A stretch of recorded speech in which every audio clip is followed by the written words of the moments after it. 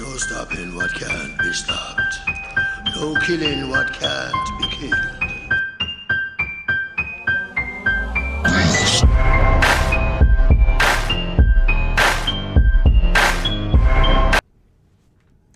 Hey everybody, welcome to Grimm's Forge Gaming. Today we're going to be covering an update to my mag blade, my Magicka Night Blade, Mephisto, and we're going to jump right in. I found some very interesting things about the Magicka Nightblade. I think that Nightblade as a whole is not in a very good spot right now, especially for the people that are using Shadowy Disguise. Shadowy Disguise is extremely broken in the moment, and what we mean by that is there are so many different things that are pulling you out of stealth or pulling you out of cloak right now. Some of them are abilities that you initiate, dot abilities, and every time the dot ticks, it pulls you out of stealth.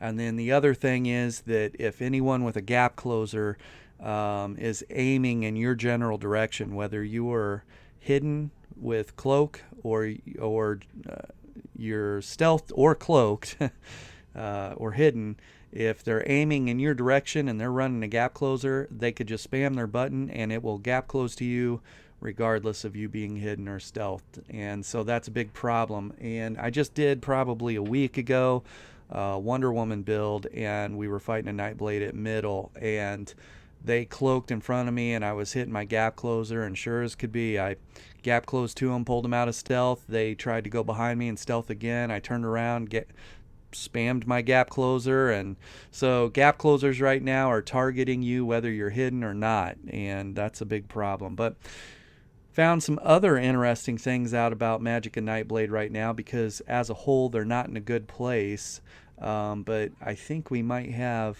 the answer. So while we're not able to fix Shadowy Disguise, we were able to sort out some of the other problems. But let's jump into the build, and then we'll talk about those other things as we come to them. And then if you also stick around to the end of this video, I have BG footage as I was testing a couple different things. I was testing different foods and trying to find that sweet spot on our magic recovery, and we'll talk about that. But stick to the end if you want to see BG footage of this build in action. All right, first thing to note is we are running Ring of the Wild Hunt. It's very important for the build. Reason being is mobility while we're cloaked is key. Speed is king in PvP, and especially for us because we are a 5 light 2 heavy build. We're very squishy and we are not running impen on anything, so it's very important that I be in the right position at the right time, and that requires a lot of movement. So you can see here we're using the infused trait on our ring here, and we've got spell damage on there. And down at the bottom, increase your movement speed by 15% while in combat, and increase your movement speed by 45% while out of combat. Now if you were running a front bar back bar setup, you could run a mythic item on the jewelry or mythic item plus keep a full set monster set up going. However, because we are not a front bar back bar setup, it broke up our monster set. And so the first thing that you'll see here is that we're running just the Valkynscoria heavy helm. So our helm is heavy and our chest is heavy. And the reason we're running Scoria is because of the one piece. It adds an extra 1435 spell pen. This build actually features 26,675 pen. 26,675 pen. And I think that is needed right now. We are in a tanky meta where a lot of people are running around with heavy armor, and we need a way to chop through them before they kill us. We are squishy, and Shadowy Disguise is not working for us properly, so we need a way to get rid of people very quickly, and it's going to be through pen and through our initial burst. So Valkynscoria helm, get that pen going for you. First set that we are running is going to be Mechanical Acuity. And I'm a big fan of Mechanical Acuity right now, and I've been testing it on pretty much every class and every different build type, whether it be Magicka or Stamina. But Mechanical Acuity might actually be the answer for one of the major problems that Magicka Nightblades have right now. It's that they do not have a reliable burst. Okay, their kit does not provide burst the same way that Stam Crow or a Stamden or most other classes. You have to wait until you get your Relentless Focus proc, and then that's going to provide a little bit extra burst for you. But for us, the reason a lot of Magicka Nightblades are running Calorians right now is because it gives you that reliable damage up front in your burst when you open on people. However, if you were to weigh Calorians right next to Mechanical Acuity, Mechanical Acuity outperforms Calorians, and here's why. Mechanical Acuity, well, let's talk Calorians first. When you open on somebody with Shadowy Disguise, it'll be a guaranteed crit in turn proccing Calorians. And if you've used Calorians before, you know that it's not always a crit when it hits, and it doesn't always land because it's a fairly slow delivery. It has a kind of a telegraph to it with the two items glowing on your shoulder. And depending on how you open on someone, like if it's a flame clinch or a stun or a CC, by the time Calorians procs and actually goes at the target, they're already breaking free and dodge rolling sometimes, or breaking free and holding block because they were just jumped on by a Nightblade. And so that Calorians proc is negated in that moment. And if you're fighting at ranged and Calorians procs, it's easy to dodge. Okay, it's just easy to dodge. Now, let's take that same scenario and let's talk about why Mechanical Acuity, in my opinion, is a way better armor set than Calorians for opening on people. Number one, you're going to get that guaranteed crit from stealth, from Shadowy Disguise, okay? And so that's going to be a guaranteed crit no matter which set you're using. However, that guaranteed crit from stealth will then proc your Mechanical Acuity, and for the next 5 seconds, all damage that you do is guaranteed crits. All damage that you do is guaranteed crits. And if you spec into damage done, critical damage done in your CP, and just the way the class works out, that you are doing more damage, critical damage. When you do damage, you're doing a higher percentage of critical damage. So you can put CP into it. There's so many different things. Mundus, there's so many ways that you can affect that critical damage done. But a 5-second window of guaranteed crits is perfect for a Magic Nightblade. It's perfect because your opener triggers Mechanical Acuity, and then your next 5 seconds of all the damage you're doing to finish that target is guaranteed crits. It's so much easier to put people away with Mechanical Acuity on a Magicka Nightblade coming out of stealth than it is Calorians. Okay? And I've tested it.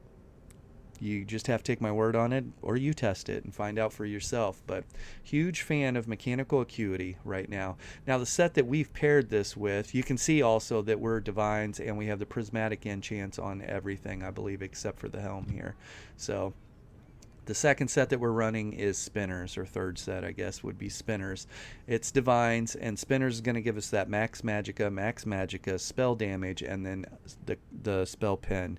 And that spell pen goes very far. Now, if you were to look at our character right now, just base, our spell pen, 17,753 penetration. Ouch.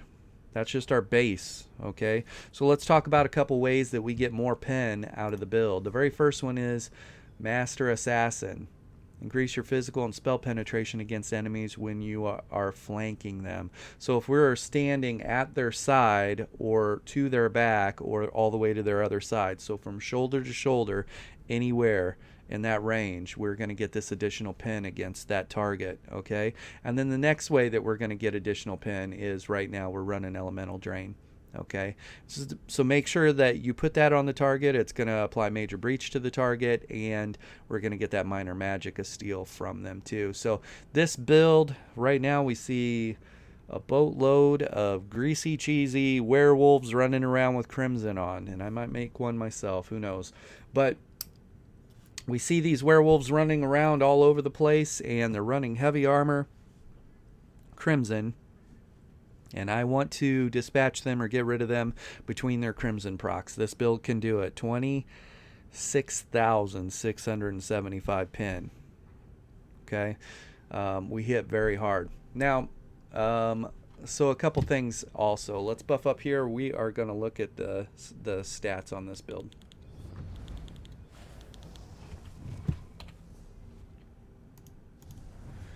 You can see coming out of stealth right now, we are at 3,780 spell damage.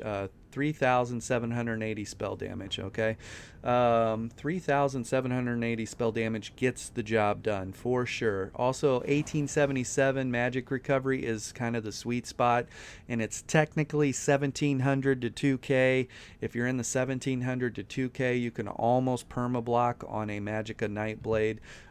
If we wanted this to be a little higher, we could go a little higher by changing our food. However, I do not recommend it. I tested running 2 different foods on this, Bewitched Sugar Skulls, which is max stats, versus running Potent Witch Mother's Brew. In Potent Witch Mother's Brew, we would lose about 4K max stamina, which means we're good for 1 break free, 1 dodge roll, and we're in trouble. And that's assuming that we're not burning stamina, moving around the battlefield just hidden, not stealthed. And I'll show you that before we jump into the CP. But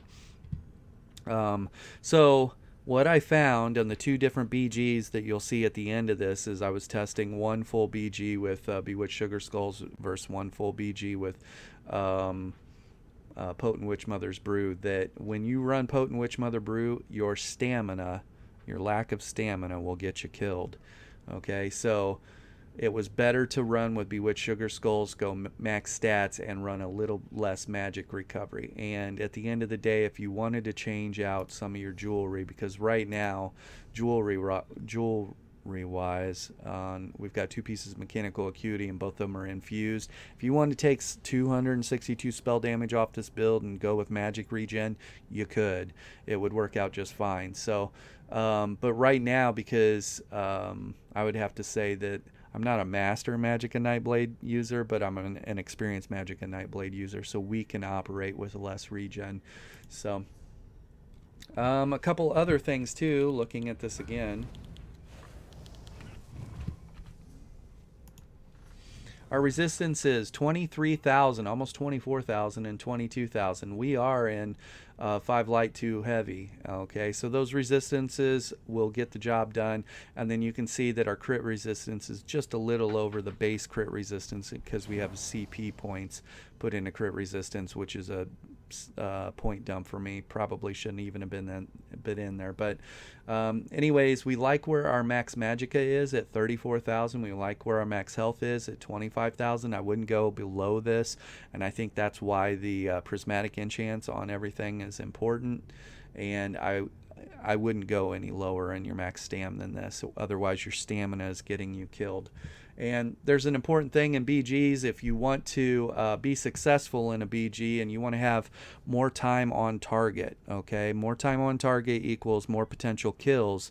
If you were dying in a BG, let's say you're running 5 and 5 in BGs, and if we can get rid of 4 of your deaths, we're getting rid of the time that you're dying, A, and we're getting rid of the respawn time, B, and we're getting rid of the getting back into the fight, C. Okay, so if we eliminated 4 of your 5 deaths, 4 of those, you're probably out on the battlefield longer, and let's assume that you're out there with damage on target. You're on target more, and you could probably end up getting an extra 2 or 3 kills. If we eliminated a death and kept you on the battlefield, you might get another 2 or 3 kills. So now all of a sudden, instead of going 5 and 5, you could easily go 15 and 1, okay, or 20 and 2, okay. And that's how simple it is you just need time on target and less time dead, less time respawning, less time running back to the fight. Very important, okay. Really like where this build's at. Let's talk about some of the abilities right now and what we discovered. So dots were pulling us out of stealth, and we talked about this a little while ago. Dots were pulling us out of stealth. Specifically, cripple, and then when you run debilitate. Debilitate's dot was pulling me out of stealth, and I have footage of it to prove it in the BGs. I was not taking damage.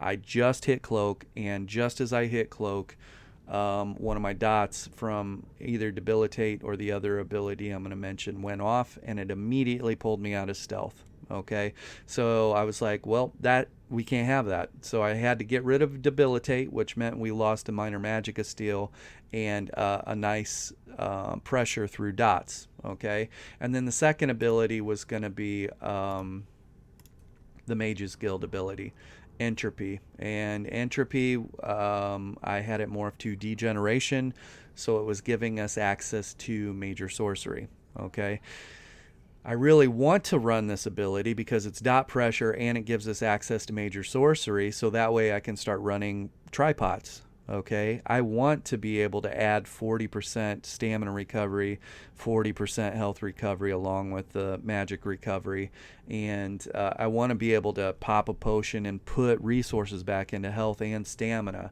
But because this ability is not working properly, or cloak, shadowy disguise is not working properly, I had to drop it off the bar. Very frustrating. So, anyways, now here we are with a very basic Magicka Nightblade setup. And the very basic Magicka Nightblade setup is just running Swallow Souls with Flame Clinch and waiting for our Merciless Resolve to proc. And if we get close, we'll hit them with a Soul Harvest. And as basic as it is, because of the 5-second window with mechanical acuity, it's getting the job done. We got 5 seconds that these basic abilities that we're using are getting it, and we carry so much pen on this build that we're chopping through people, so it's been really nice. So anyways, get rid of degeneration and get rid of debilitate. Get them off your bar right now because they're breaking you out of stealth most likely, and just run with a basic setup and start stripping their pen. So anyways, let's buff up. We'll look at the tooltips here real quick. Gonna run out of potions here. You can see we've got 9,300 on our Swallow Soul, and that's going to be guaranteed crits coming out of stealth and then for 5 seconds. 5,100 on our Flame Clinch, Elemental Drain, Shadowy Disguise, and then 18, almost 19k on our Merciless Resolve, and then we've got 15k on our Soul Harvest. So we hit pretty hard. This applies Major Defile, and whenever slotted, when we kill an enemy, we get 10 ultimate. On the back bar, we're running Impale, and this gives us a ranged execute. And so this is pretty nice for the same reason that a lot of people hate sorcerers and they hate Endless Fury. We can actually kill secure from ranged with this the same way a sorcerer can kill secure people, and so that's what I like to call it, kill secure, not kill steal, but whatever. We are running rapid regen. That's got a 15k base tooltip. We lost our buff here, but 15,000 health over 15 seconds. This is really nice. Here was a flex spot, so this spot right here I actually had debilitate for the dot pressure and the minor Magicka steal. Realized it was breaking me out of stealth, so we just added the elemental drain to it and minor Magicka steal. This was a flex spot also. This is actually where we were running debilitate, and this was where we were running degeneration. So once we took both those off the bar, now we had 2 slots to fill. I think Blessing of Protection's a good way to go, and we're going to probably morph it to Combat Prayer. It gives me a little bit of a burst heal, and then you see Minor Resolve. You gain Minor Resolve for 8 seconds. So this makes us feel a little bit more tanky, especially in that moment when we're resorting to using a burst heal. If I'm using a burst heal on me or one of my teammates, they're probably going to need a little bit more tankiness to them, right? To help them get them through the pressure. So I think this is probably the answer. That said, I've got 2 flex spots here. Maybe keep this on here and go Combat Prayer. This can come off the bar. I was just using this to hunt a Nightblade. I was using this pre-adding Elemental Drain. Okay, but now that I get Major Breach through Elemental Drain, and minor Magicka steel, I don't necessarily need piercing mark on there unless I'm specifically hunting a Nightblade. So if you want to take this off and you actually want to put summon shade and then use the one that you can teleport to or run fear, you could do that on the build. This becomes a flex spot for sure. I'll be taking this off and probably leveling this up and have a way to transport or teleport around. So that said, we are pretty darn squishy with no impin, and if we're caught out of position, our whole goal is usually to get back to stealth or get back hidden and try and relocate. So we'll see how that goes. We'll probably end up adding that though. And we are running siphoning attacks. Siphoning attacks is actually very important because it gives us that additional health coming in when we're landing our heavy attacks, and a heavy attack, Swallow Soul, is the staple for a Magicka Nightblade as far as damage output is going, so you get a good amount of health and Magicka coming in from doing it. And you see at the bottom, you restore up to 4,200 additional magic when the effect ends. So this becomes a very extremely valuable sustain tool, so I would not go without siphoning attacks. And then we are running Swarming Scion, and Swarming Scion is basically our way to tank down. And if we're outnumbered, we can't get back to stealth, I have enough ultimate for this. I can pop this and go in and just stay uncloaked and start bullying people. And so I believe at one point in the BGs at the end of all this, you'll actually get to see me do that. I just went around the corner, realized I had enough ultimate in the tank to do this, and then like, well, let's go out there and make it happen. So we popped this and started going to work. Now, a huge negative to this Swarming Scion is when you're transforming into it, it freezes you or locks you in place to where you're not moving. If you are fighting a district boss or a banner in Imperial City, and they're the ones that drop the exploding whatever it is, or the necrotic on the ground, or whatever crap it might be, whatever bad stuff, red stuff on the ground, and you're trying to dodge roll out of that or trying to get out of it, and your Swarming Scion ends up running its duration, you will pause right in the middle of that and go back to your regular form and eat all that damage. Okay, I've almost died probably 3 or 4 times coming out of Swarming Scion because there was an explosion or something bad I'm trying to get out of, and I simply cannot, because this roots you in place and forces you to do that really cool animation from Swarming Scion to normal person, and boom, you're dead. So I hope at some point they decide to fix that. But anyways, this has been the kit. It's getting things done. As far as passives, make sure you get all your class passives. This guy is still a work in progress, by the way, but I felt that the build was performing so well, and the things that I found about the dots pulling us out, and a lot of people right now cannot figure out why their Magic Nightblade is not performing well. Well, the damage kit itself isn't holding up enough, and you need something like a Calorians or a Mechanical Acuity, and then you're getting pulled out of stealth by somebody sneezing. So it's not working out very well. But anyways, get all your class passives, get all your Destro passives. Resto, you can see I'm still leveling this. Get all of those. We are 5 light, so you'll end up getting all of these, and 2 heavy, you'll only get the first 3. Okay, we can get a little bit more health recovery. See, we're short on points here, but we'll fill this in as we go. And you'll only need the first 3 here. We are a stage 2 vampire, so that's how we get that additional 300 spell damage when we come out of cloak or come out of stealth. And basically that 300 spell damage is there for the entire Mechanical Acuity proc, and so those pair up very well together. I would not go more than stage 2 on the vampire. You don't need the undeath passive for the most part, and it's really cool to run around and sprint and be hidden or whatever, but I don't like the additional cost and the additional fire damage that you take as a stage 4 vampire, and the health recovery that you lose, because health recovery is one of the few things that you do not lose while you're in shadowy disguise. When you hit that, all healing stops, and your health recovery is the only thing that will maintain or continue. And so if you are a stage 2 or stage 1 vampire, you'll at least see some health coming in.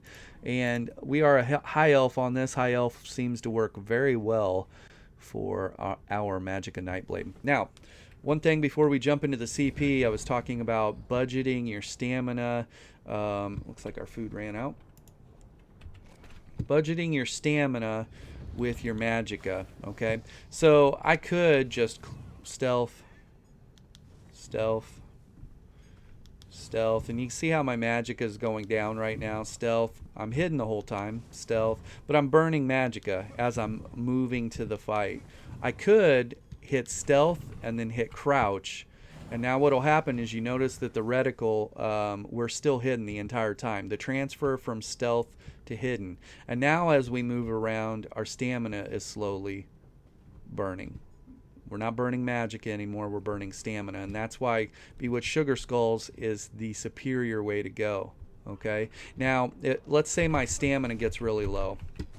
We're going to burn stamina. My stamina is low. Now what I'm going to do is actually come out of stealth, or come out of crouched, and I'm just going to go back to hitting stealth again. And as I'm hitting stealth, you can see my stamina is going back up because I'm no longer sneaking, right? I'm stealthed. No longer sneaking, I'm stealth, and that's how my stamina fills back up. I get to where my stamina feels good again, and then I'm going to hit crouch. You see I stayed hidden the entire time, and now we're back to burning stamina, and our Magicka is filling up. This is how you juggle back and forth between the two to maintain your resources moving to or away from the fight. Okay, super important. Let's jump into CP and wrap it up. Right now we've got 72 points into Elfborn. This is a very, very important CP to put points into. We get 23% additional critical damage. Considering mechanical acuity gives me a guaranteed, we already get the guaranteed crit coming out of stealth, but we get a 5-second window after that where everything we do is guaranteed crits. Might as well increase that damage by 23%. 56 points into Elemental Expert, 77 points into Spell Erosion. This gives us an extra 5k spell pen. This is how our pen's so high and how we can kill the tanky dudes. 14 points into Staff Expert, kind of a point dump for us, but we are very heavy attack, Swallow Soul centric, and so this makes sense. 51 points into Master at Arms, because now at this point we do no dot damage aside from our Swarming Scion, the dot damage AoE around him that heals himself. So everything we do is direct damage. Nothing here. 51 points in Ironclad. All of the heaviest hitting abilities in the game for the most part will be direct damage, so this reduces that by 19%. 77 points into Spell Shield, increasing our spell resistance by 5k. Here's that weird 1 point into resistance. I don't know why it's there. Act like you didn't even see it. 77 points into Light Armor Focus for an extra 5k physical resistances. 64 points into Quick Recovery for additional healing received. 1 point in a Siphoner. We don't have a lot of dot damage on us, but if anyone's using Cleanse or any type of let's get the dot pressure off of us, they will hit their Cleanse and it will remove Siphoner, the Siphoner proc, and we're not even really doing anything with Siphoner, so there you go. 40 points into Warlord, and that gives us 16% break free.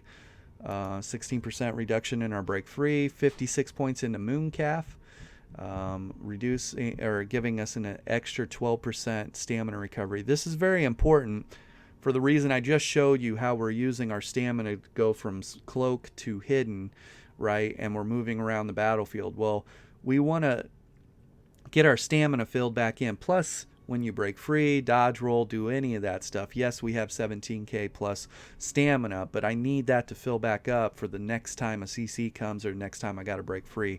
Don't skip out on this on a Magicka Nightblade, otherwise your lack of stamina will get you killed. 75 points in Arcanist and 49 points in Tenacity. This is very important because we, like I said, we are a very heavy attack, Swallow Soul centric type build, and if I need to get Magicka back in the tank, Tenacity is the way to go. Also, another thing, mechanical acuity procs, our heavy attacks are doing work, so you might as well be charging the heavy attacks with your outgoing burst. So yeah, 47 points into Shade. This reduces our sneak by 25%. And if you've seen my buddy Icy, he has a video showing how to level your Ledger main.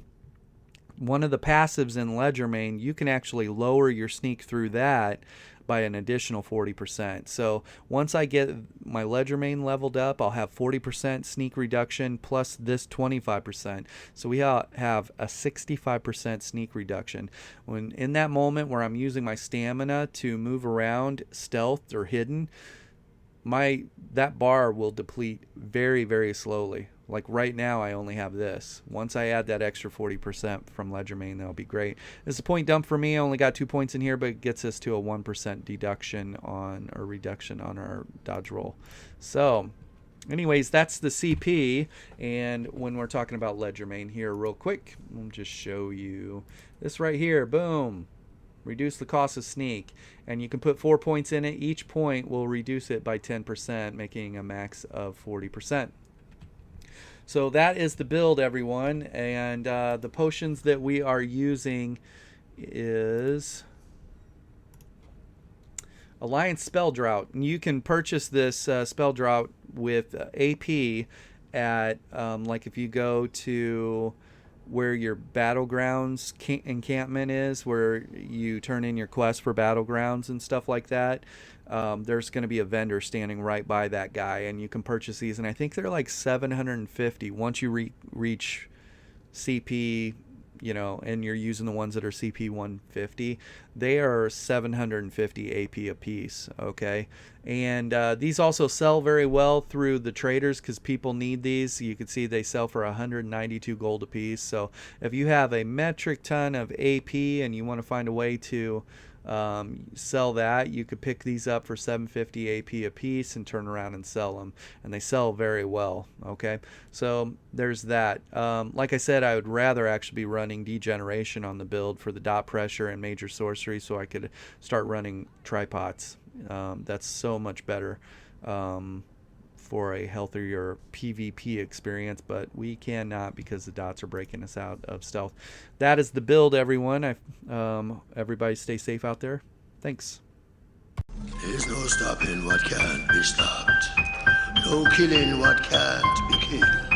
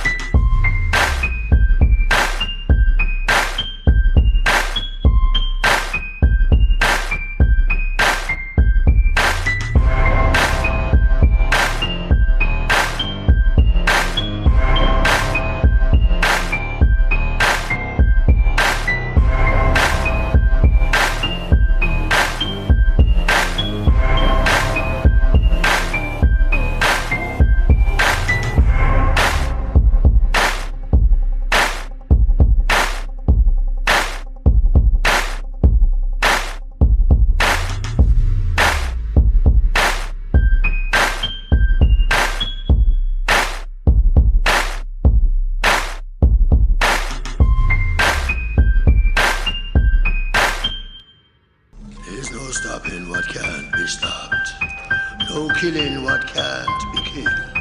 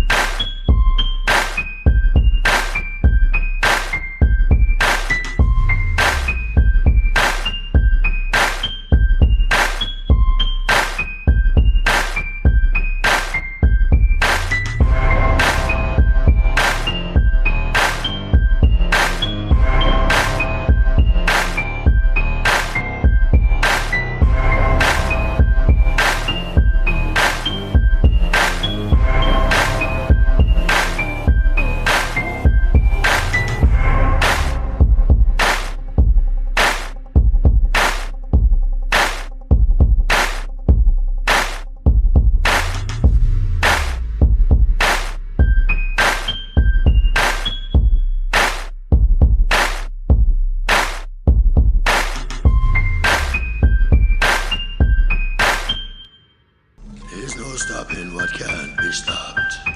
No killing what can't be killed.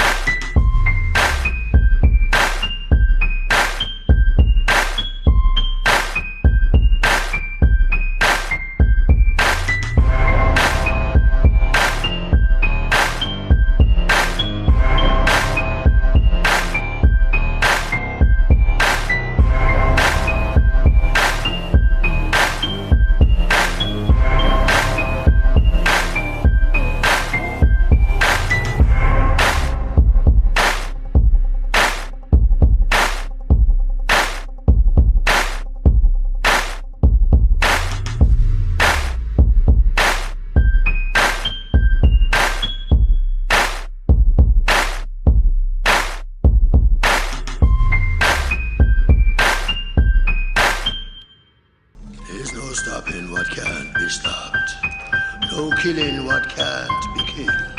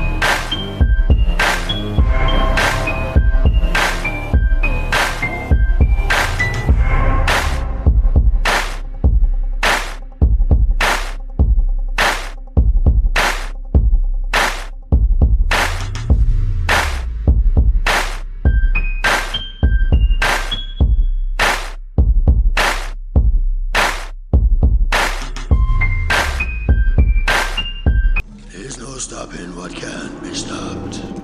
No killing what can't be killed.